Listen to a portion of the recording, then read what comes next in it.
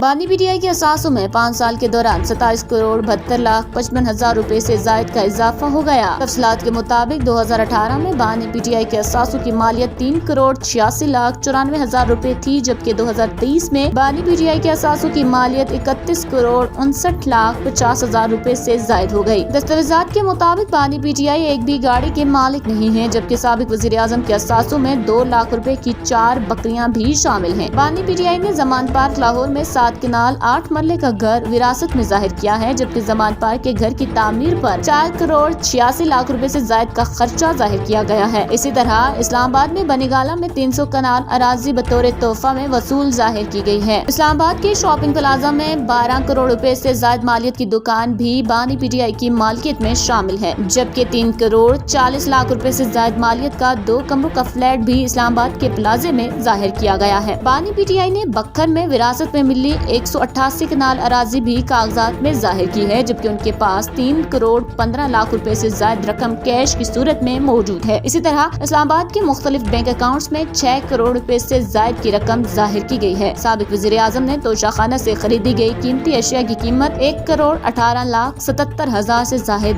की है, जबकि बानी पीटीआई ने एहलिया बुशरा बीबी के नाम पाकपतन और दीपालपुर में 698 कनाल अराजी भी बताई है। दस्तावेजात के मुताबिक बुशरा बीबी के नाम बनीगाला में 3 कनाल का घर भी कागजात में जाहिर किया गया है। ताहम बानी पीटीआई ने एफबीआर को 2021 में 14 करोड़ 10 लाख रुपए से जायद के असासे जाहिर किए, जबकि एक साल के दौरान 2022 में असासों की मालियत बढ़कर 32 करोड़ रुपए से जायद हो गई। एफबीआर सर्टिफिकेट के मुताबिक बानी पीटीआई ने 2023 में असासों की मालियत 31 करोड़ 59 लाख रुपए जाहिर की है। बानी पीटीआई ने अपनी तालीमी काबिलियत पॉलिटिकल साइंस में BA जाहिर की है, जबकि बानी पीटीआई ने मौजूदा पेशा फिलैंथ्रोपिस्ट जाहिर किया है।